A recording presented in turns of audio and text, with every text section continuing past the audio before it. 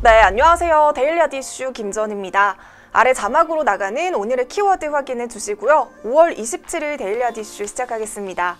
먼저 간밤 뉴욕 증시에서 주요 지수는 코로나19 백신 기대감과 경제 정상화 움직임에 일제히 상승하면서 마감했습니다. 이날의 첫 번째 비증시 이슈는 글로벌 각국의 경제 재개 소식입니다. 이날은 글로벌 각국의 경제 재개 소식이 증시 상승을 견인했습니다. 최근 미국의 모든 주가 경제 활동에 점진적인 재개에 돌입한 가운데 코로나19 사태로 잠정적으로 폐쇄가 됐던 뉴욕 증권거래소 오프라인 객장도 2달여 만에 다시 문을 열었습니다. 또한 일본 정부에서도 49일 만에 코로나19 긴급 사태를 해제를 했고요. 영국에서도 다음 달부터는 대부분의 소매 업종이 영업 재개를 할 계획이라고 발표했습니다. 월스트리트 저널에서는 이달 들어서 미국 공항 검색대를 통과한 여행자 수가 지난달보다 큰 폭으로 증가했다고 발표하면서 경제가 서서히 활기를 되찾을 조짐이 보이고 있다고 보도를 했습니다. 식당의 예약 앱의 예약 수치나 화물 트럭의 물동량 등도 증가세를 보이고 있고요. 애플도 더 많은 지역들이 비즈니스 운영에 대한 제한을 해제하기 시작해서 수십 개의 미국 매장을 재개설할 것이라고 밝히기도 했습니다. 이에 항공주들과 여행 그리고 레저 관련의 기업들의 주가가 큰 폭으로 상승하면서 마감을 했습니다. 네, 두 번째 비증시 이슈인 경제 지표 호조도 증시에 정말 긍정적으로 작용을 했습니다. 이날 컨퍼런스 보드는 5월 소비자 신뢰지수가 전달의 85.7에서 86.6으로 상승을 했다고 발표를 했는데요. 시장 전망치를 상회하면서 양호한 결과를 발표했습니다. 또한 이 수치는 향후 소비 반등의 기대를 키우는 요인이 될 수도 있습니다. 이어서 미 상무부에서는 지난 4월 신규 주택 판매가 전월 대비 0.6% 증가한 연율 62만 3천 채를 기록했다고 발표했는데요. 이 지표 역시 전문가 예상치인 49만 채를 큰 폭으로 웃돌았습니다. 여기에 코로나19 백신 개발 기대감도 호재로 작용하고 있습니다. 미국의 제약업체 노바백스는 사람을 대상으로 한 1단계 임상시험을 개시했다고 밝혔습니다. 노바백스 1단계 임상시험은 호주의 2개의 장소에서 건강한 성인 130명에게 백신을 2회 분량을 투약하는 방식으로 진행될 예정이고요. 첫 임상시험 결과는 7월쯤에 나올 것으로 전망되고 있습니다. 다만 오늘의 마지막 미증시 이슈인 미국과 중국의 갈등은 여전한 위험 요인입니다. 중국이 홍콩 의회를 거치지 않고 홍콩의 국가보안법을 제정한다는 방침에 대해서 트럼프 대통령은 불쾌한 입장이라고 밝혔는데요. 또한 홍콩의 금융중심지 지위가 불투명해질 것이라는 경고까지 내놨습니다. 일부 외신은 미 정부가 홍콩의 보안법에 대응해서 중국의 관료와 기업 그리고 금융기관 등을 제재하는 방안을 검토 중이라고 보도를 했습니다. 앞선 긍정적인 이슈들의 주요 지수는 큰 폭으로 올랐지만 이렇게 미국과 홍콩 관련 중국 제재 가능성이 불거지면서 장후반에는 상승폭을 차차 줄여갔습니다. 네, 국내 증시는 외국인과 기관의 매도세에 약 오늘 2포인트가량 코스피가 하락하면서 2027선에서 출발을 했습니다. 하지만 장 초반에 2040선까지 돌파하면서 상승 흐름을 보였고요.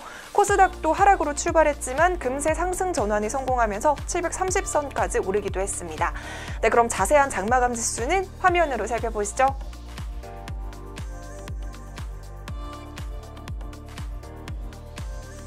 네, 그럼 이어서 오늘의 국내 경제 이슈 알아보겠습니다. 오늘의 국내 경제 이슈는 쿠팡 물류센터발 확진 파장입니다. 경기 부천시 소재의 쿠팡 물류센터에서 근무자와 지인 그리고 가족 등이 코로나19 확진 판정을 받는 사례가 이어지고 있습니다. 닷새 만에 최소 15명이 확진 판정을 받은 건데요. 이에 따라 부천시는 사회적 거리두기 체제로 돌아간다고 선언을 했습니다. 부천시는 생활 속 거리두기 체제에서 사회적 거리두기 체제로 복귀함에 따라 고3을 제외한 모든 학년의 등교 수업을 연기하고 원격 수업을 당분간 이어가기로 했는데요.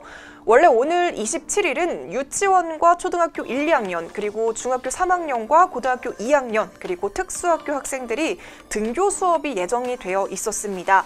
하지만 이 시점도 쿠팡 물류센터와 관련한 확진자 발생 추이를 반영해서 추후 결정할 방침입니다. 또한 현재 어린이집 등원율이 73%를 넘어가면서 사회적 거리두기 실천이 어렵다고 하면서 6월 2일까지는 어린이집 등원을 자제해달라고 당부를 했고요. 관내 체육시설도 6월 2일까지는 개방하지 않을 예정입니다. 쿠팡 부천 물류센터와 관련한 코로나19 진단검사도 속도를 낼 예정인데요. 부천시는 부천 종합운동장 주차장에서 선별진료소를 추가로 신설을 하고 지난 26일 오후 3시부터 진단검사를 시작을 했습니다. 부천시는 물류센터에서 확진자가 노출될 시기를 고려를 하면 최소 3,626명이 진단을 받아야 한다고 보고 있습니다. 네, 이런 소식들이 전해지면서 쿠팡을 이용하는 고객들은 불안함을 내비치고 있는데요. 이에 대해서 쿠팡은 고객들이 받은 상품과 직원의 신체가 접촉하는 건 불가능하므로 안심해도 된다고 이야기를 하고 있고요. 고객이 주문한 상품은 배송 전 최종 단계에서 한 번 더 소독을 하고 있고 특히 신선식품의 경우에는 쿠팡 물류센터에 들어올 때 이미 포장된 상태로 입고가 되기 때문에 쿠팡 직원이 상품을 직접적으로 접촉할 수 없다고 설명을 하고 있습니다. 네, 그럼 본격적으로 오늘의 이슈 살펴보겠습니다. 과연 어떤 이슈들이 있었을까요?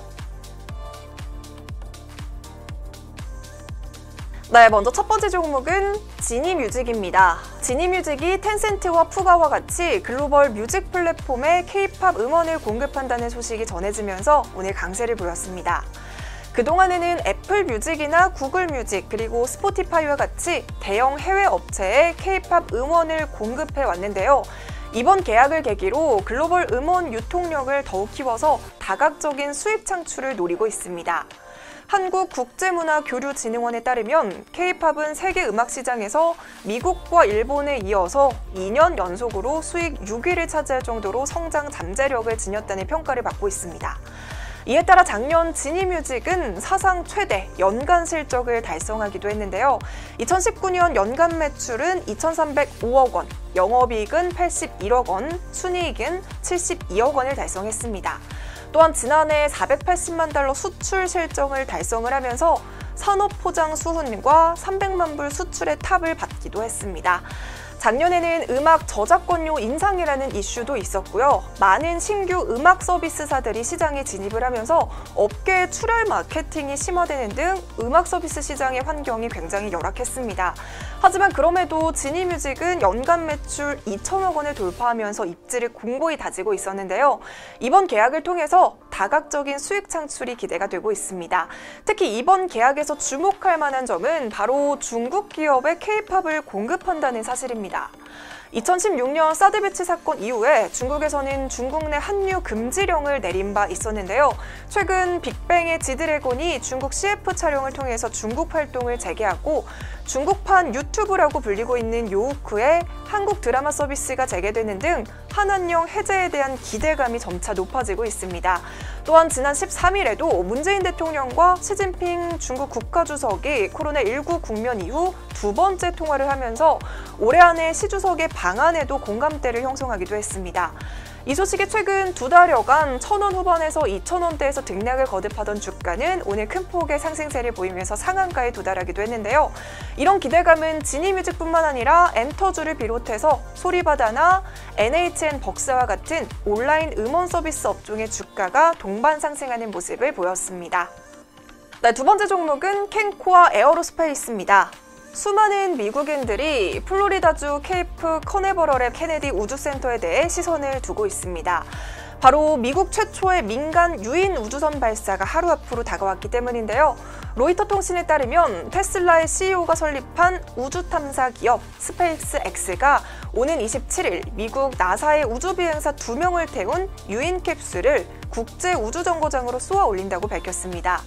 현지 시각으로 25일 나사 트위터에 따르면 나사는 스페이스X의 유인 우주 왕복선 크루 드래곤의 데모2 임무를 최종 승인했다고 발표를 했는데요.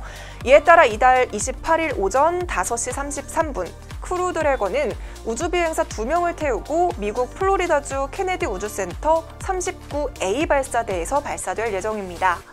이번 데모2라는 임무는 미국이 우주비행사를 ISS로 보낼 때 러시아 우주선에 의존할 수밖에 없는 문제를 해결하기 위해 2011년 7월 나사가 추진한 상업 승무원 프로그램 중 하나인데요. 이를 위해서 스페이스X의 펠컨 9 로켓이 두 우주 비행사를 태운 유인 캡슐 트루 드래곤을 우주로 쏘아 올리는 임무를 맡았습니다. 필컨 9 로켓과 크루드래곤 역시 스페이스 X에서 직접 제작을 한 것입니다. 따라서 스페이스 X가 이번 발사에 성공을 하면 우주 인력을 수송할 수 있는 첫 민간 기업에 이름을 올리게 됩니다. 더불어서 이번 발사는 코로나19 사태로 가장 큰 타격을 입은 미국이 우주 과학기술력을 과시하며 전 세계에 이목을 끌 수 있다는 이벤트라는 점에서 더욱 시선이 집중되고 있는데요. 도널드 트럼프 대통령과 마이크 펜스 부통령도 발사 당일에 케네디 우주센터를 찾아서 발사 장면을 직접 참관할 예정이라고 합니다. 이에 따라 오늘 항공 관련주들이 상승세를 보였습니다. 캔코와 에어로스페이스는 소액이기는 하지만 스페이스 X의 제품을 납품하고 있는 기업으로 오늘 27%까지 상승을 했고요. 한국항공우주 장중에 4%까지 상승하는 모습을 보였습니다. 발사를 하루 앞두고 최대 변수는 아무래도 날씨가 될 것 같은데요. 발사에 성공하면 스페이스 X의 호재와 더불어서 주가의 추가 상승도 예상해 볼 만합니다. 네, 이렇게 오늘은 지니뮤직과 캔코와 에어로스페이스 소식으로 데일리아드 이슈 마무리하겠습니다. 네, 오늘도 시청해주셔서 감사합니다.